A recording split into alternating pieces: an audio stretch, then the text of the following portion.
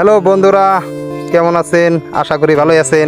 আজকে আবার নিয়ে এলাম আমার ছোটো ডিগিতে আদার দিমু, ছোটো পুকুরে। তাহলে দেখতে থাকেন এই পার্ট টুর মধ্যে।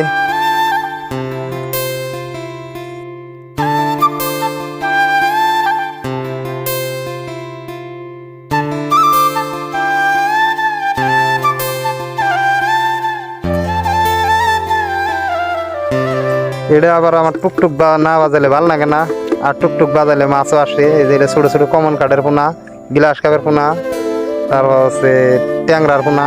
ও ট্যাংরা তো না, ওটা হলো যে কি জানি কয় পাঙ্কাশের পোনা। চান্দাও স্টক আছে ছোটো ছোটো তা দেখিনি, একবার ছাট পেরে খায়। দেখেন আমি আদার দিতে থাকি।